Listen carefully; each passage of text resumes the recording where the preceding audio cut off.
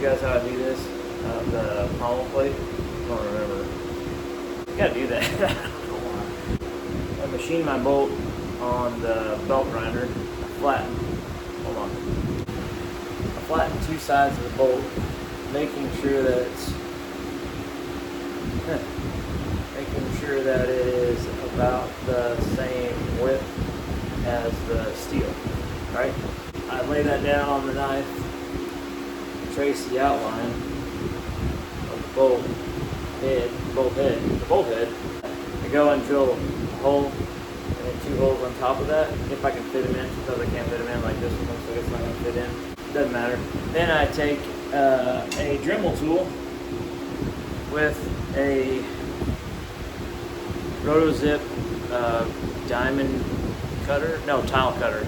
Rotozip tile cutter, and then I machine that out. The main thing you want to make sure of whenever you do this is that you have some movement, some up and down movement. You don't want it so tight that there's no adjustability in it. Okay, for the pommel plates, I use a number 7 bit. These are quarter by 20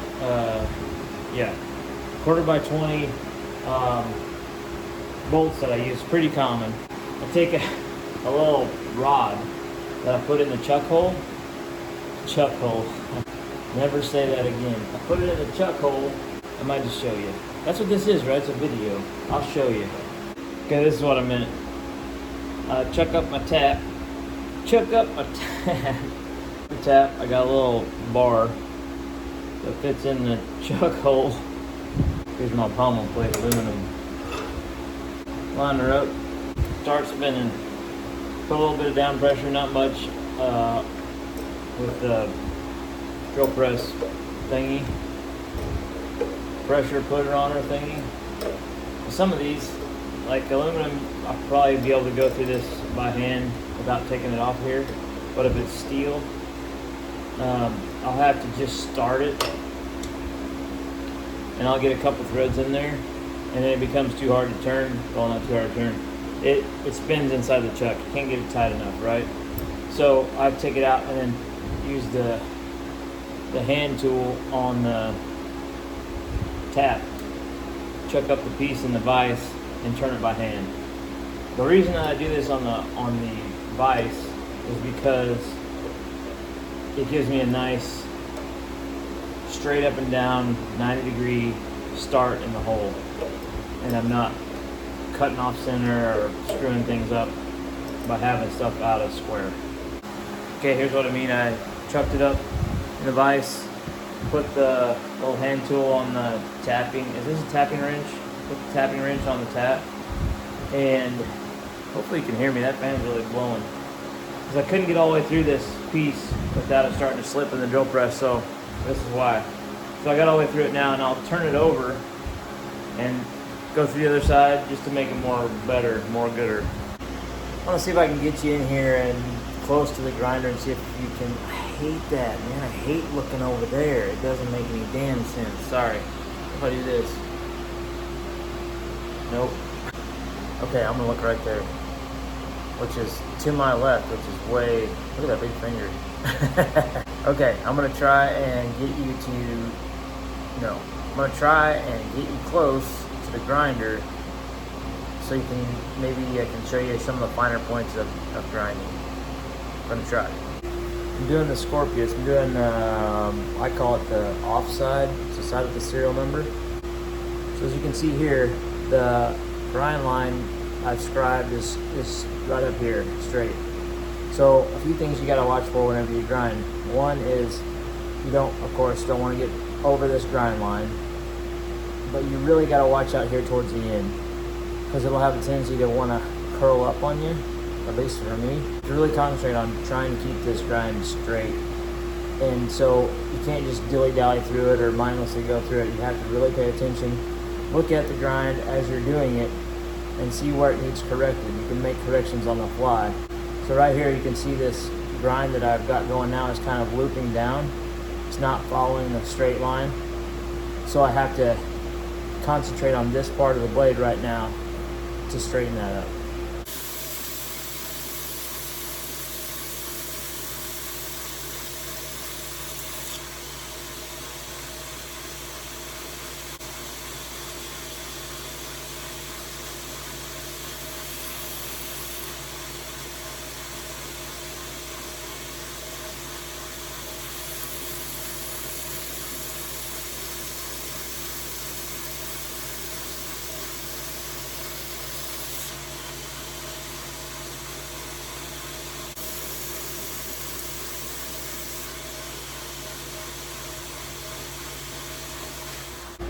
Okay, you can see how I'm creeping up to that line, and that's my goal, is to get to that line and stop, of course.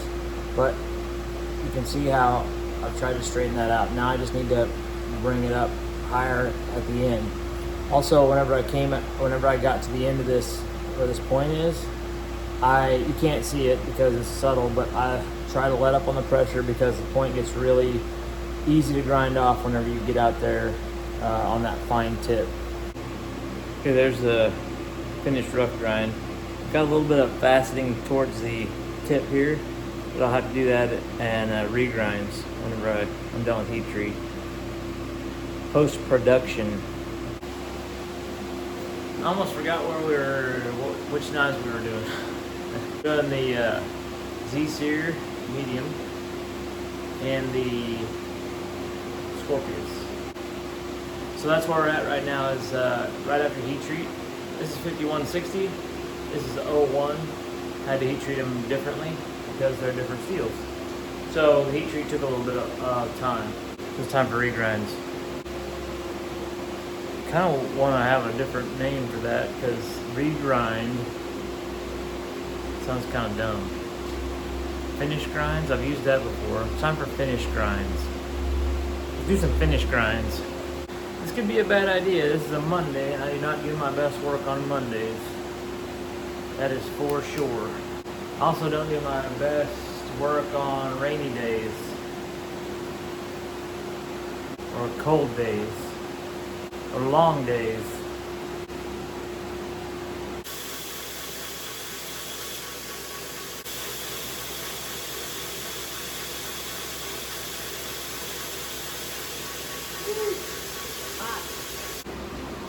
They're not often talked about shop maintenance. That switch problem, fellas. These G1, whatever they are, G115s, G1015. The switches can be a problem. I've only put one switch in this thing in 18 years, so that's pretty good. But I put that switch in it about 5 years ago, maybe. So the second one didn't last nearly as long. But it may just be something inside. We'll see. But I was smart and got me a backup. One of the few times, my friends, one of the few times. It's been like 5 years. Let's see if it all blows apart. There she is. Those contacts in there get like worn down. I fixed them before. They're not that big of a deal, but eventually they get so worn out that there's no fixing them. At least not for the Turley Electrical and Engineer shop. Alright, let's see if that degree in electrical engineering that I got paid off. Best 150 grand my parents ever spent. So I have this thing called a Cricut. It's this vinyl cutter thing, you've probably seen them. I thought it was going to be the solution to all my problems as far as etching goes, etching logos. I was going to make stencils with it and then use those to etch the knives. I was wrong. I know there's knife makers out there that use them, but I've been messing with this for at least 6 hours. And this is my last attempt. If this doesn't work, I'm gonna have to do something else. I'm gonna have to get some stencils made. Get some stencils made from a company that knows what they're doing, like I used to do. Which is what I should have done in the first place, but I got this idea in my head that I could do all kinds of cool things and graphics and stuff. Here's the problem. The problem is that the Cricut doesn't cut well at small sizes. I'll show you. Can't really show you. That's the mark. That's larger than the mark that I used to use, and it looks like crap. It doesn't cut it correctly. The font, if you use a wrong font, it doesn't want to cut it right. It looks cartoony. And then so I made them bigger. Had to take the USA out. That looks pretty good, but it's too big. It's huge. It's my last resort. I gotta try it on this stuff, this clear stuff. I used this black stuff, laid it out on the knife, and it sucks. It's hard to get off. It's just a real pain. So I'm gonna see what happens with this, and I don't know, I'm pissed off.